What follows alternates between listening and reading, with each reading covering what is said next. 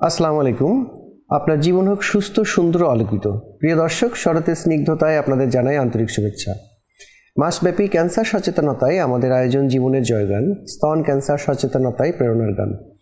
October মাস বিশ্বজুড়ে পালিত হয় স্তন ক্যান্সার সচেতনতা মাস হিসেবে। নারীর স্বাস্থ্য ও জীবনের নিরাপত্তা রক্ষায় বাংলাদেশ প্রতিদিন আমরা নারীর এই যৌথ উদ্যোগে আমরা প্রতিদিন নিয়ে আসছি বিশেষজ্ঞ চিকিৎসকদের গুরুত্বপূর্ণ তথ্য ও পরামর্শ। বাংলাদেশে প্রতি বছর হাজারো নারী নতুনভাবে আক্রান্ত হচ্ছেন স্তন ক্যান্সারে। দেরিতে শনাক্ত হওয়ার কারণে চিকিৎসা হয়ে ওঠে জটিল ও ব্যয়বহুল। তাই আজকের আলোচনায় থাকছে স্তন ক্যান্সারের প্রাথমিক লক্ষণ, শনাক্তকরণ, প্রতিরোধ ও উন্নত চিকিৎসা নিয়ে বিস্তারিত আলোচনা। প্রিয় দর্শক, আজকের এই বিশেষ পর্বে আমাদের সঙ্গে রয়েছেন বিশেষজ্ঞ ডাক্তার আহমেদ সামি আল হাসান, বিশেষজ্ঞ সার্জন ও সার্জিক্যাল অঙ্কোলজিস্ট, সহকারী অধ্যাপক সার্জারি, ঢাকা মেডিকেল কলেজ এবং সাধারণ সম্পাদক, ঢাকা মেডিকেল কলেজ শিক্ষক সমিতি। স্বাগত আপনাকে। কেমন আছেন? জি, আপনাকে অনেক ধন্যবাদ এবং ধন্যবাদ বাংলাদেশ প্রতিদিন এবং আমরা নারী যারা উদ্যোক্তা আছেন আমাকে এই অনুষ্ঠানে আমন্ত্রণ জানানোর জন্য। আলহামদুলিল্লাহ, আমি ভালো আছি। তো শুরুতে জানতে চাই, ব্রেস্ট ক্যান্সারকে আজকের দিনে সবচেয়ে আলোচিত রোগগুলোর মধ্যে গণ্য করা হয় কেন? ধন্যবাদ।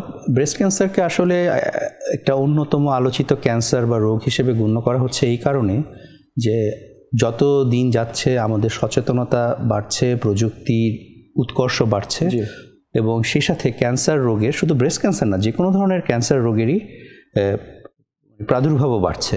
আর দেখা যাচ্ছে মহিলাদের মধ্যে যে ক্যান্সারটি সবচেয়ে কমন বা সবচেয়ে বেশি হয় সেটা হচ্ছে ব্রেস্ট ক্যান্সার, এবং আমাদের জনগোষ্ঠীর একটা বড় অংশই হচ্ছে মহিলা। তাই এটা নিয়ে সচেতনতার সাথে সাথে উদ্বেগও বাড়ছে। তাই এটাকে একটা অন্যতম গুরুত্বপূর্ণ রোগ হিসেবে এখন বিবেচনা করা হচ্ছে। জি, বাংলাদেশে এর প্রকোপ বাড়ছে, এটা কি আধুনিক জীবনধারার ফল নাকি সচেতনতার ঘাটতি?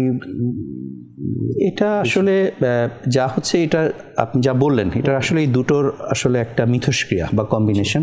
আধুনিক জীবনযাত্রা, আমাদের মানে যে লাইফ স্টাইলের যে পরিবর্তন, খাদ্যাভ্যাসের যে পরিবর্তন, সেটা যেমন জড়িত, সেটা একটা দিক যে আমরা যারা এখানে শিক্ষিত শ্রেণী বা মধ্যবিত্ত, উচ্চ মধ্যবিত্ত শ্রেণী, আবার যারা একটু আমাদের সমাজে পিছিয়ে পড়া জনগোষ্ঠী আছে, তাদের মধ্যেও কিন্তু ব্রেস্ট ক্যান্সারের প্রকোপটা আছে। সেটা আবার একটু সচেতনতার অভাব, দেরিতে রোগ নির্ণয়, তো সব মিলিয়ে এই দুটোরই আসলে একটা সমন্বিত ফল হচ্ছে যে বাংলাদেশে ব্রেস্ট ক্যান্সারের যে প্রাদুর্ভাব বা ইনসিডেন্স আগের থেকে বেড়ে চলছে।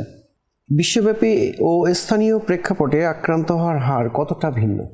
অ্যাকচুয়ালি আমরা যখন স্টুডেন্ট ছিলাম ঢাকা মেডিকেল কলেজে, সেই 90-এর দশকের শেষের দিকে বা প্রথম দিকে, তখন বইপত্রে লেখাই থাকতো যে ব্রেস্ট ক্যান্সার হচ্ছে ডিজিজ অফ ওয়েস্ট, মানে পশ্চিমা বিশ্বের মানে পূর্বে বা ইস্টে এটার প্রাদুর্ভাব কম। কিন্তু আসলে এখন আর এভাবে ঠিক আর বলা যাবে না যে পশ্চিমা বিশ্বে ব্রেস্ট ক্যান্সারের প্রাদুর্ভাব অনেক বেশি, সেই তুলনায় পূর্ব সাইডে বা প্রাচ্যে বা বাংলাদেশে, বিশেষ করে দক্ষিণ এশিয়ায় প্রাদুর্ভাব কম।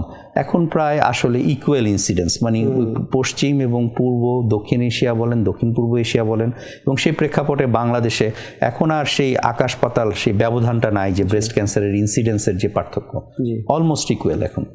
সেটাও বোধহয় একটা বড় কারণ যে আমরা globally breast cancer awareness month এই অক্টোবর মাসটাকে মানে, হ্যাঁ, এটাও একটা অত্যন্ত গুরুত্বপূর্ণ ব্যাপার যে এখন চিকিৎসকরা একটা গোষ্ঠী বা স্বাস্থ্যকর্মীরা একটা গোষ্ঠী, সেই সাথে আমি কৃতজ্ঞতা জানাতে চাই যে আমাদের যারা মিডিয়া আছেন তারাও কিন্তু এটাকে অনেক হাইলাইট করছেন, এবং ফলে দেখা যাচ্ছে যে আধুনিক যারা মানুষ আছেন, সেটা যেই অর্থনৈতিক গোষ্ঠীরই হোক, উচ্চবিত্ত হোক, নিম্ন মধ্যবিত্ত হোক বা মধ্যবিত্ত হোক, আমরা আমাদের প্র্যাকটিসে দেখি যে সব মানে ফিনান্সিয়াল ক্লাস্টারেই মহিলারা কিন্তু এখন আগের থেকে অনেক সচেতন।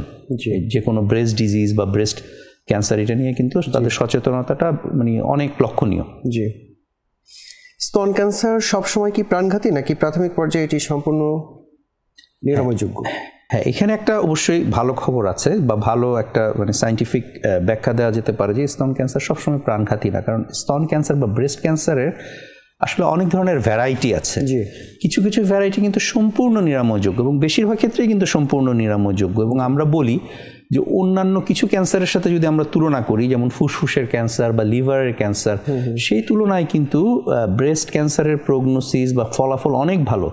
এবং দেখা যায় যে আমি যদি সঠিক সময়ে রোগটা যদি নির্ণয় করতে পারি, এর যদি ডায়াগনোসিসটা ঠিক মতো হয় এবং পেশেন্ট যদি সেই চিকিৎসাটা ঠিকঠাক মতো নেয়, সম্পূর্ণভাবে নেয়, দেখা যায় যে একটা ব্রেস্ট ক্যান্সার ডায়াগনোসিস করার পরও একজন রোগী 20 বা 25 বছর বা তারও বেশি সময় কিন্তু খুব ভালোভাবেই উনি বেঁচে আছেন বা উনি ওনার দৈনন্দিন কাজকর্ম সম্পাদন করছেন।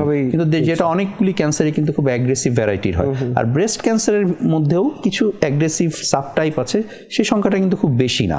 কিন্তু বেশিরভাগ ব্রেস্ট ক্যান্সারই কিন্তু দেখা যায় যে আসলে যদি সঠিক সময়ে এটা নির্ণয় করা যায় এবং পুরো চিকিৎসাটা যদি পেশেন্টকে আমরা দিতে পারি, তাহলে ওনারা অনেক দিন ভালো থাকেন। আসলে একজন সার্জিক্যাল অনকোলজিস্ট হিসেবে আপনি সাধারণ মানুষের মধ্যে সবচেয়ে বড় কোন ভুল ধারণাগুলো খুঁজে পান এই ক্যান্সার নিয়ে, ব্রেস্ট ক্যান্সার? এই ক্যান্সারের আসলে ভুল ধারণাটা একজন সার্জিক্যাল অনকোলজিস্ট বা সার্জন হিসেবে আমি আসলে দুইটা স্পেকট্রামে দেখি, দুই দিকে। একটা হচ্ছে যে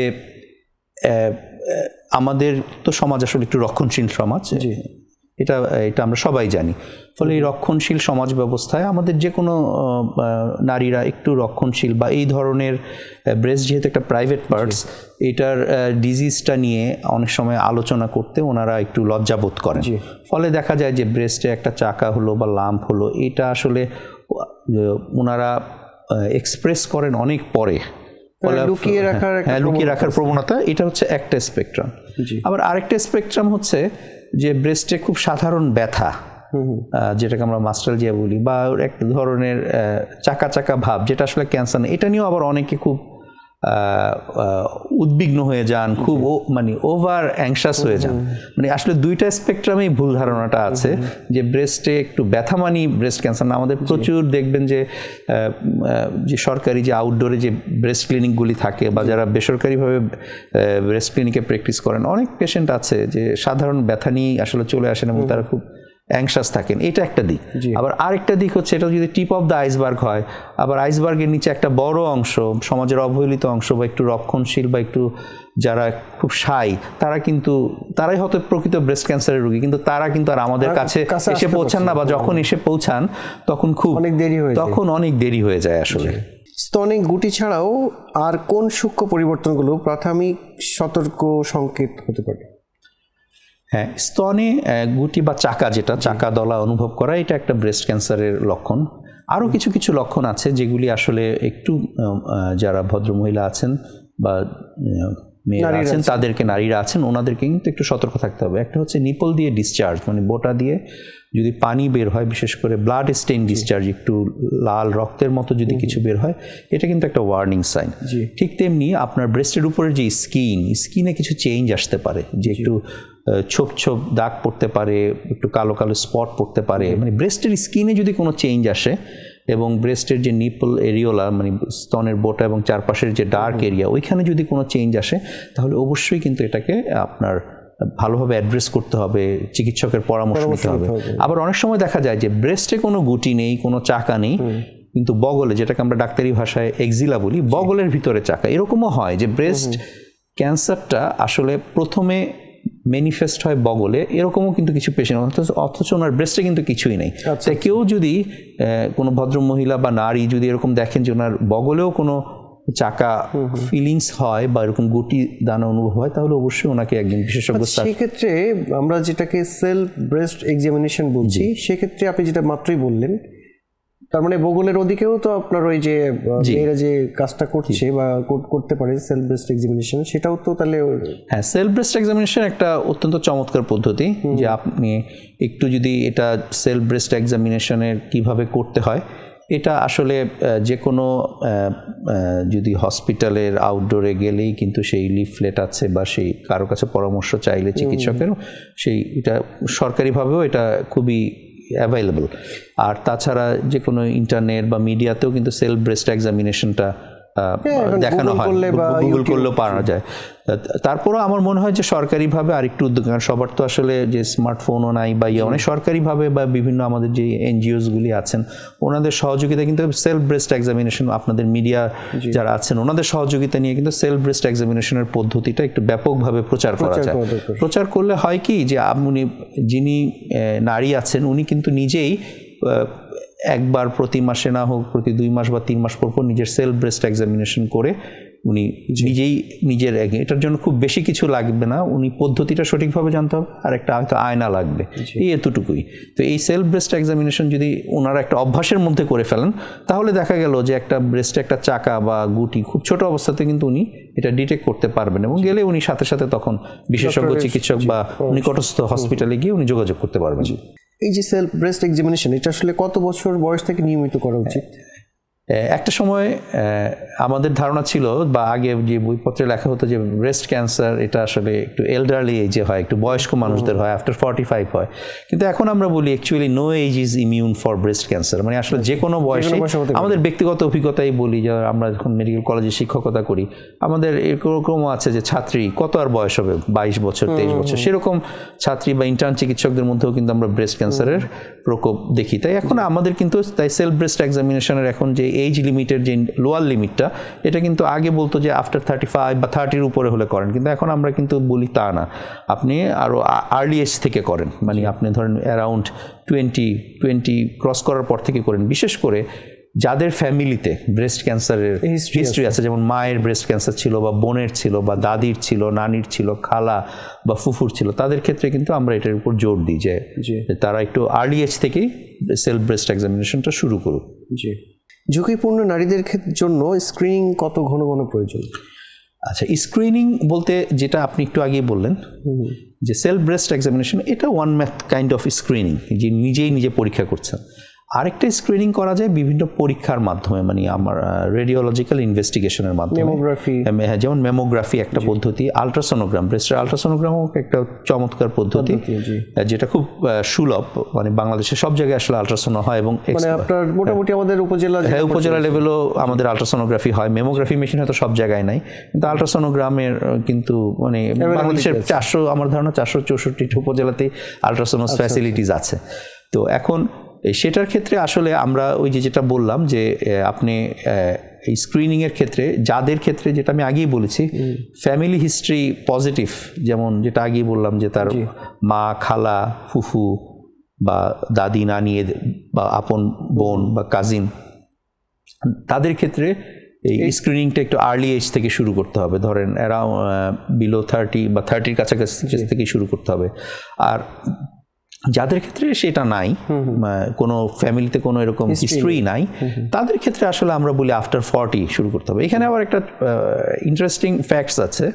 ধরেন যে আপনার ফ্যামিলিতে, এখন তো ছোট ফ্যামিলি, কারো এক ভাই এক বোন, তার ফ্যামিলিতে বোনের কোনো, মানে সে নিজেই একমাত্র বোন। কিছু কিছু ক্যান্সার আছে যেগুলি আসলে এটাকে কাউন্টার পার্ট বলা হয় আর কি, মানে ধরেন আপনার ফিমেল ব্রেস্ট ক্যান্সারের কাউন্টার মেল পার্ট। এখন ধরেন কারো যদি ভাইয়ের প্রোস্টেট ক্যান্সার থাকে, তাহলে সেই বোনের কিন্তু আবার ব্রেস্ট ক্যান্সার হওয়ার চান্সেস অনেক বেশি। আবার ভাইস ভার্সা, ধরেন একজন বোনের যদি ব্রেস্ট ক্যান্সার থাকে, তাহলে দেখা যায় যে তার ভাইয়ের আবার আপনার প্রোস্টেট ক্যান্সার হওয়ার চান্সেস আছে। এরকম মানে আমরা অনেক পেশেন্ট পেয়েছি, আমার নিজের আত্মীয় স্বজন বা আমার ফ্যামিলি বা আমাদের পরিচিত যারা আছেন, তাদের মধ্যে কিন্তু এরকম দেখা গিয়েছে। তাই সেক্ষেত্রেও এটা দেখতে হবে যে আমার হয়তো বোন নাই, বা আমার ফিমেল রিলেটিভদের মধ্যে ক্যান্সার নাই, কিন্তু আমার খুব ক্লোজ ফার্স্ট ডিগ্রি মেল রিলেটিভদের মধ্যে কোনো ক্যান্সার, বিশেষ করে প্রোস্টেট ক্যান্সার এটা আসছে, তার ক্ষেত্রে কিন্তু আবার ব্রেস্ট ক্যান্সারের ঝুঁকিটা থেকে যায়। জি, সব রোগীর ক্ষেত্রে কি মেমোগ্রাফি যথেষ্ট, নাকি কখনো আলাদা পরীক্ষা প্রয়োজন হয়? না, মেমোগ্রাফি তো আসলে একটা স্ক্রিনিং মেথড, এবং এখানে একটা ব্যাপার একটু বলি যে মেমোগ্রাফিটা আসলে আমরা বলবো 35 ইয়ার্সের অ্যাভাভ, মানে যারা একটু 35 বছর বয়সের উপরে যারা যাবে, তাদের ক্ষেত্রে মেমোগ্রাফি একটা ইনভেস্টিগেশন চয়েস, এবং সেটি স্ক্রিনিংয়ের জন্য। আর 35-এর নিচে হলে কিন্তু আমরা মেমোগ্রাফিটাকে চুজ করবো না, সেক্ষেত্রে কিন্তু আলট্রাসোনোগ্রাম ইজ এ বেটার টুল, এবং এটা কিন্তু সবার ক্ষেত্রে প্রযোজ্য না। ওই যে আমি স্ক্রিনিং কাদের ক্ষেত্রে প্রয়োজন তাদের ক্ষেত্রে বলছি। আর একবার ব্রেস্ট ক্যান্সার যদি ডায়াগনোসিস হয়ে যায়, তখন কিন্তু আপনাকে ওই বয়সের, যেটা আমি বললাম যে 35-এর উপরে হলে মেমোগ্রাফি, 35-এর নিচে হলে আলট্রাসোনোগ্রাম, সেটা করতে হবে কমপ্লিমেন্টারি হিসেবে, সাথে অন্যান্য ইনভেস্টিগেশনের সাথে। কিন্তু একটা কথা মনে রাখতে হবে যে মেমোগ্রাফি বা আলট্রাসোনোগ্রাম দিয়ে কিন্তু আপনি কনফার্ম ডায়াগনোসিস করতে পারবেন না, যে আপনি 100% বলতে পারবেন না পেশেন্টকে যে আপনার ক্যান্সার হয়েছে। এটার জন্য আসলে যেটা করতে হয়, যেটাকে আমরা বলি কোর বায়োপসি, আমরা বায়োপসি নিয়ে একটি স্পেশাল ডিভাইস দিয়ে আর কি। এটা এখনো এই কোর বায়োপসি মোটামুটি বাংলাদেশের বিভাগীয় পর্যায়ে আছে, কিন্তু এখনো প্রত্যেকটা জেলা লেভেলে আসলে এখনো অ্যাভেলেবল হয়নি আসলে। স্তন সংরক্ষণমূলক সার্জারি এখন বাংলাদেশে কতটা সহজলভ্য? হ্যাঁ, এটা একটা খুব মানে ভালো কোশ্চেন করেছেন। আসলে আমাদের জীবনযাত্রা যত উন্নত হচ্ছে, আমাদের রোগীদের কিন্তু এক্সপেকটেশন বা তাদের যে একটা অ্যাস্থেটিক অ্যাপ্রোচ, নিজেকে সৌন্দর্য সচেতন, এই জিনিসটাও কিন্তু খুব জরুরি। এবং আপনি যেটা বলেন, এটাকে আমরা বলি BCS, মানে ব্রেস্ট কনজারভিং সার্জারি। এটা কিন্তু এখন ভালোই প্র্যাকটিস হচ্ছে, বিশেষ করে ঢাকায়। কিন্তু এখন দেখা যায়, আপনি যদি সরকারি লেভেলটাতেই আমরা যদি বলি যে জাতীয় ক্যান্সার গবেষণা ইনস্টিটিউট হাসপাতাল বা ঢাকা মেডিকেল কলেজ হসপিটালে যতগুলি ব্রেস্ট ক্যান্সারের জন্য মানে সার্জারি হয়, তার মধ্যে কিন্তু আসলে একটা ধরেন 30 to 40% কিন্তু আসলে ব্রেস্ট কনজারভিং সার্জারি হচ্ছে। যদিও ব্রেস্ট কনজারভিং সার্জারিটা একটু এটার লজিস্টিক সাপোর্ট বেশি লাগে, কিন্তু এখন অনেক পেশেন্টেরই কিন্তু ডিমান্ড থাকে যে আমি ব্রেস্ট কনজারভিং সার্জারি করব। আর প্রাইভেট সেট আপে তো হচ্ছেই, মানে এখন এই ব্রেস্ট কনজারভিং সার্জারির পরিমাণটা দিনে দিনে বাড়ছে। তবে এটার জন্য কিন্তু কিছু প্রস্তুতি থাকতে হবে। যেমন ব্রেস্ট কনজারভিং সার্জারির পরে যেটা একদম বাধ্যতামূলক, সেটা হচ্ছে রেডিওথেরাপি নিতেই হবে। আমরা যদি পুরো স্তনটা ফেলে দিই, যেটাকে আমরা ডাক্তারি ভাষায় মাস্টেক্টমি বলি, যে আমি পুরো স্তন, সেক্ষেত্রে রেডিওথেরাপি কখনো লাগতেও পারে, নাও লাগতে পারে। কিন্তু ব্রেস্ট কনজারভিং সার্জারিতে আপনার রোগীকে বলতেই হবে, আগেই বলে নিতে হবে যে দেখেন আপনি ঠিক আছে, সবই আছে, কিন্তু আপনার অপারেশনের পরে অবশ্যই রেডিওথেরাপি নিতে হবে। এখানে কিন্তু আমাদের একটু দুর্বলতা আছে। দুর্বলতাটা এভাবে বলি, আমাদের সরকারিভাবে কিন্তু এখনো রেডিওথেরাপি সুযোগ সুবিধাটা খুবই অপ্রতুল।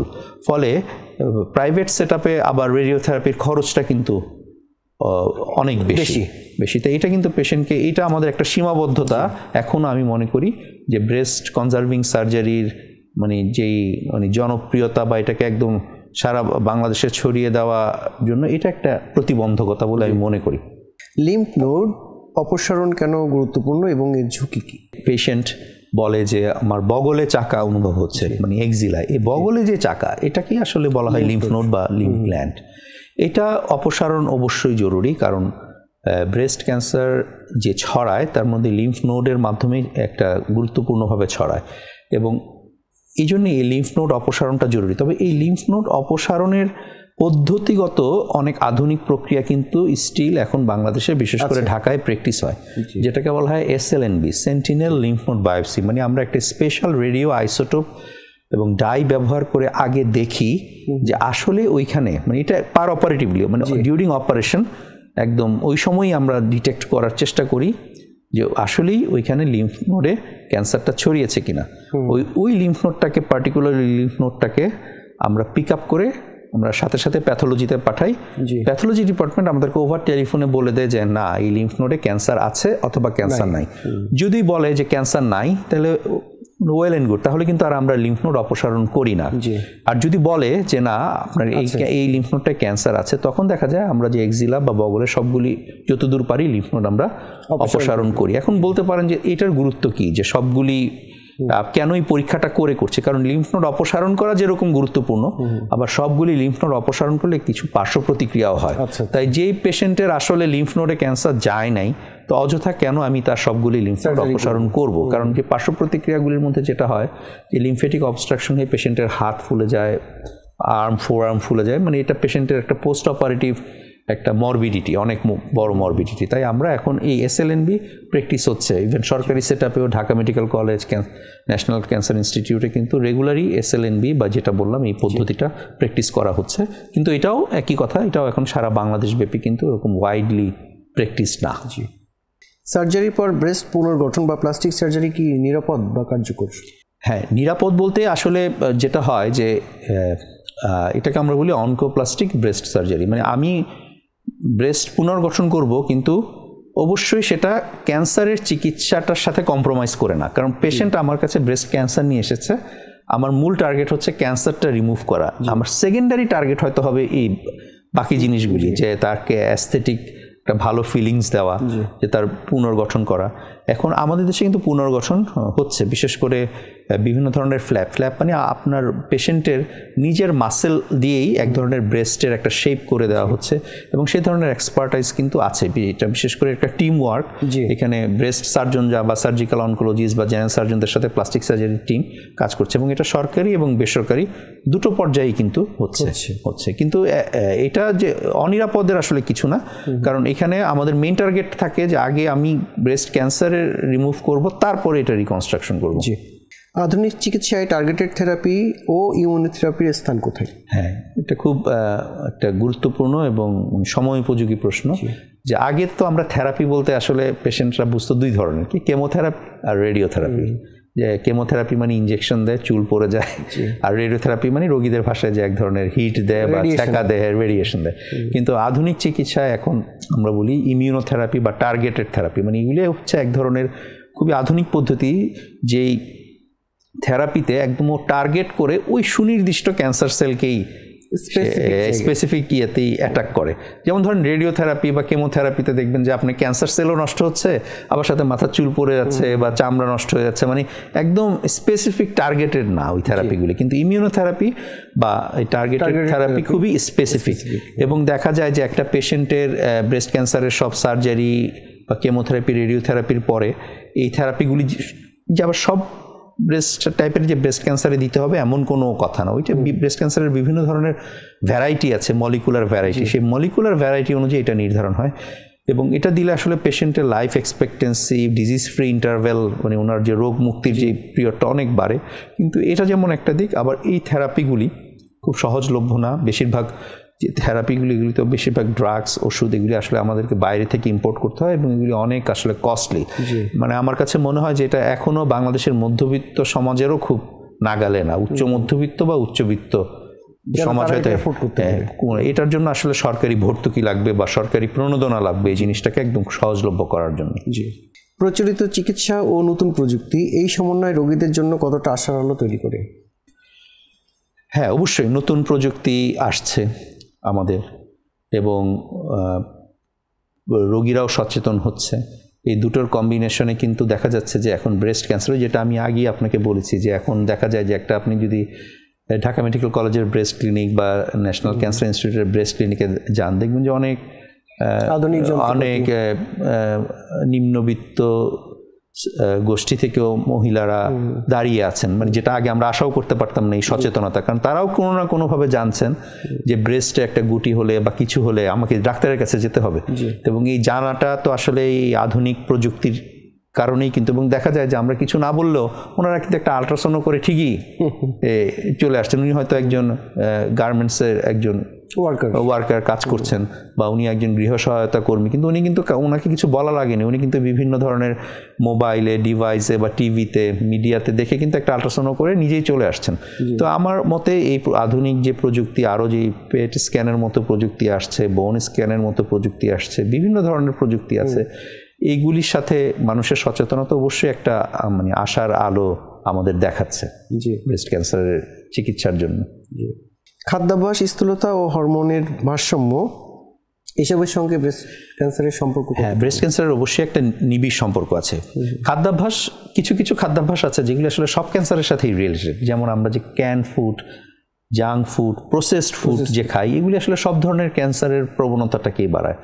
আবার যেসব খাবারে খুব ফ্যাট বেশি থাকে সেটা কিন্তু ব্রেস্ট ক্যান্সারের জন্য একটা স্টিমুলেশন হিসেবে কাজ করে।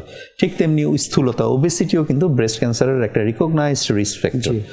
আর আপনি যেটা বললেন যে আধুনিক জীবনযাপন পদ্ধতি তো বলতে আমরা বুঝি সেডেন্টারি লাইফস্টাইল, যে আমরা আমাদের শারীরিক পরিশ্রম কম করা, বসে বসে কাজ করা, সেটারও একটা আছে। আর হরমোনাল যেই ব্যাপারটা, সেটা আমি একটু বলি, যে যেসব মহিলারা hormonal method of contraception use করেন, যেমন জন্ম নিয়ন্ত্রণের যে পিল ইউজ করেন, সেটা ওরাল ফর্মে হোক, অনেকে ইনজেকশন নেন, এটাও কিন্তু ব্রেস্ট ক্যান্সারের জন্য একটা সরাসরি রিস্ক ফ্যাক্টর। স্তনদান কি সত্যি প্রতিরোধকমূলক কোনো ভূমিকা রাখতে পারে কিনা? এটা বিভিন্ন স্টাডিতে আসলে দেখা গেছে, এবং আমাদের স্ট্যান্ডার্ড সব টেক্সট বই লেখা আছে এক্সক্লুসিভ ব্রেস্ট ফিডিং। এখানে এই টার্মটা খুব ইম্পর্টেন্ট, যে এক্সক্লুসিভ ব্রেস্ট ফিডিংয়ের একটা ডেফিনেশন আছে, যে ধরেন এরকম না যে আমি আমার বাচ্চাকে 4 মাস বা 5 মাস বুকের দুধ খাওয়ালাম, বা আমি প্রতিদিন হয়তো যেখানে বাচ্চার 4 বা 5 বার স্তনদান করার কথা সেখানে আমি 1 বার বা 2 বার দিলাম। ওরকম ইনএডিকুয়েট ব্রেস্ট ফিডিং করলে কিন্তু সেটা কোনো আপনাকে দিবে না। এক্সক্লুসিভ ব্রেস্ট ফিডিং মানে আপনি বাচ্চার 2 বছর বয়স পর্যন্ত বাচ্চার একদম কন্টিনিউয়াস তাকে ব্রেস্ট ফিড করাতে হবে তাকে। তা এটা অবশ্যই একটা প্রতিরোধমূলক ব্যবস্থা ব্রেস্ট ক্যান্সারের ক্ষেত্রে। এবং এটাও কিন্তু যে ওয়েস্টের সাথে ওয়েস্টে ইনসিডেন্সটা বেশি, যে ওয়েস্টের ক্ষেত্রে অনেক সময় দেখা যায় যে বাচ্চাদেরকে বুকের ব্রেস্ট ফিড করানোর অত আগ্রহ থাকে না, ফর্মুলা ফিড দেওয়া হয়। কিন্তু আমাদের দেশে আমাদের অতটা আর্থিক সামর্থ্য না থাকায় দেখা যেত যে মারা বুকের দুধের উপরই বাচ্চাদেরকে নির্ভর করতে হতো। কিন্তু যে বলছি আমাদের সমাজেও তো একটা ট্রানজিশন চলে আসছে, এখন দেখা যাচ্ছে যে আমাদের দেশের বাচ্চারাও ফর্মুলা ফিডে অভ্যস্ত হয়ে যাচ্ছে, ব্রেস্ট ফিডিংয়ের অনেক ইনসিডেন্স একটু কমছে, ফলে দেখা যাচ্ছে যে সেক্ষেত্রে এটা একটা রিস্ক ফ্যাক্টর হিসেবে কাজ করে। একজন রোগী কিভাবে চিকিৎসার সময় মানসিক শক্তি ধরে রাখতে পারে? যে কোনো চিকিৎসা, যে কোনো রোগে আমরা বলি যে আমাদের আসলে ডিজিজ 2 ধরনের, একটা হচ্ছে ফিজিক্যাল ডিজিজ বা অর্গানিক ডিজিজ, আর একটা হচ্ছে ফাংশনাল ডিজিজ বা সাইকোলজিক্যাল ডিজিজ। তো একজন ক্যান্সার পেশেন্ট ওনাকে আসলে সাইকোলজিক্যালি খুব বুস্ট আপ থাকতে হবে। এখন সেটা হয়তো আমরা মুখে বলি, এটা বললেই তো হবে না। ধরেন আমার ক্যান্সার হলো বা আপনার ক্যান্সার হলো, আমি কিন্তু সাইকোলজিক্যালি বুস্ট আপ থাকবো না। ধরেন আমার যদি ক্যান্সার হয়, আমার আশেপাশে যারা আছেন তাদেরই দায়িত্ব যে আমাকে সবসময় সাহস জোগানো বা মোটিভেট করা। এখন আমার পরিবারে আমার মার বা আমার বোনের ক্যান্সার হলো, তাহলে আমাকে কিন্তু তাকে মোটিভেটেড রাখতে হবে। কারণ ক্যান্সার শুনলেই কিন্তু এক ধরনের হতাশা মানুষের জীবনে চলে আসে, তখন তাকে কিন্তু বলতে হবে যে ফ্যাক্টসগুলি। এবং আমরা যে প্রাইভেট প্র্যাকটিসে একটা খুব করি, দেখি যে অ্যাজ এ সার্জিক্যাল অনকোলজিস্ট পেশেন্টের আত্মীয় স্বজন অনেকে আসে, উনি আসে পেশেন্টকে বাইরে রেখে আসে, বলে যে আমরা জানি ডাক্তার সাহেব ওনার ক্যান্সার, কিন্তু ওনাকে এটা বলবেন না। কিন্তু এটা কিন্তু একটা রং পারসেপশন পেশেন্টকে, কারণ শরীরটা ওনার, ডিজিজটা ওনার শরীরে, অতএব ওনার কাছে আসলে কোনো কিছু লুকানোর কিছু নেই। আপনি বরং ওনাকে খোলামেলাভাবে বলেন, ওনাকে স্ট্যাটিস্টিক্স দেন। আসলে আমরা আমাদের পেশেন্টদেরকে অনেক আসলে আন্ডাররেটেড ভাবি, যে ওনারা কিছু বুঝেন না। অ্যাজ এ ফিজিশিয়ান হিসেবে আমরা ভাবি, আবার পেশেন্টের আত্মীয় স্বজনরাও ভাবে, কিন্তু আসলে তা না। হয়তো বাসার যিনি মা, উনি হয়তো অতটা পড়াশোনা করেন না, কিন্তু ওনার একটা ক্যান্সার হলো, কিন্তু সবারই একটা না, ওনাকে কি বলবো ক্যান্সারের কথা, উনি কি বুঝবে, অযথা টেনশন করবে। আসলে ব্যাপারটা তা না। উনি একটা ফ্যামিলি চালিয়েছেন, ছেলে মেয়ে বড় করেছেন, ওনাকে যদি আমরা একটু সহজ ভাষায় বিজ্ঞানের কথাগুলি বলি, উনি কি বুঝবে না? অবশ্যই বুঝবেন। বরং ওনাকে বোঝানোর পরে আমরা যদি বলি যে না, এটার অনেক আধুনিক চিকিৎসা আছে, এটা দিয়ে আপনি অনেক করতে পারবেন। যেমন উদাহরণ আমি একটা বলি, যে একটা 60 বছর বয়স্ক একজন ভদ্রমহিলার ব্রেস্ট ক্যান্সার হলো, উনি তো ভেঙে পড়লেন। কিন্তু আপনি যদি তাকে বোঝান এবং আপনি তার পরিবার সদস্যকে বোঝান যে এখন 60 বছর কি, 60 বছরের আগেও তো মানুষের হার্ট অ্যাটাক হয়ে মারা যাচ্ছে, স্ট্রোক করে মারা যাচ্ছে। তা এখন আমি যদি তাকে বুঝাই যে আপনি যদি চিকিৎসাটা নেন, আপনি তো আরো 15-20 বছর ইনশাল্লাহ ভালোভাবে থাকবেন। তো বাংলাদেশের মানুষ তো 75-80 বছর বয়স কয়জনের আর বাঁচে?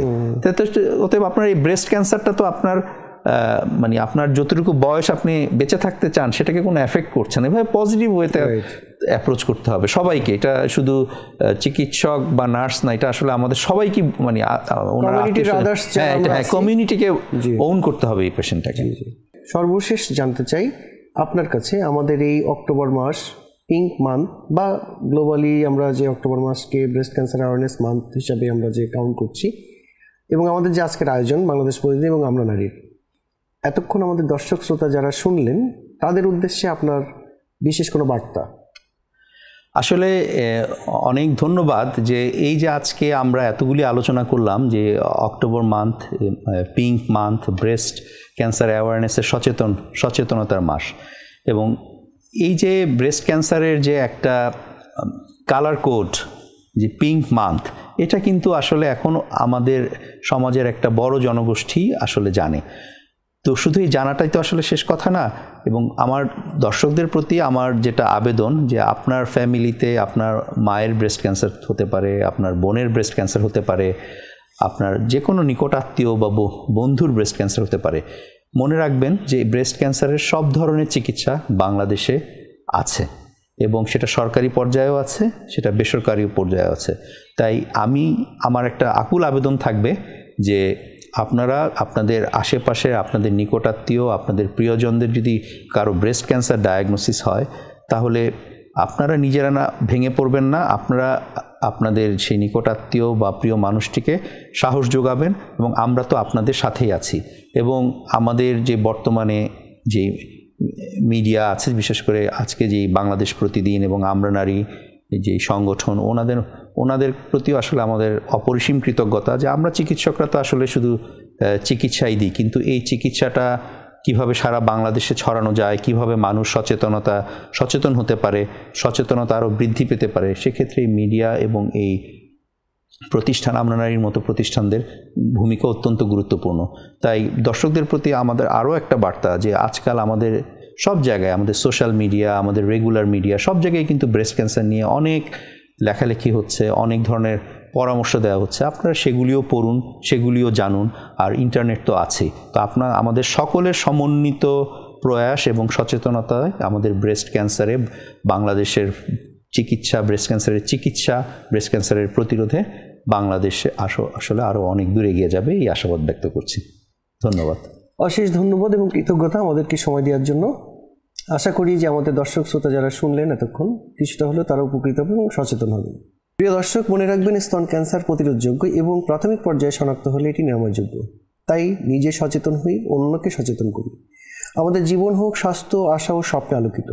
বাংলাদেশ প্রতিদিন ও আমরা নারীর মাসব্যাপী আয়োজন জীবনের জয়গান, স্তন ক্যান্সার সচেতনতায় প্রেরণার গান চলবে প্রতিদিন নতুন আলোচনায়, নতুন বিশেষজ্ঞ অতিথি নিয়ে। সঙ্গেই থাকুন। সবাই ভালো থাকবেন, সুস্থ থাকবেন। আল্লাহ হাফিজ।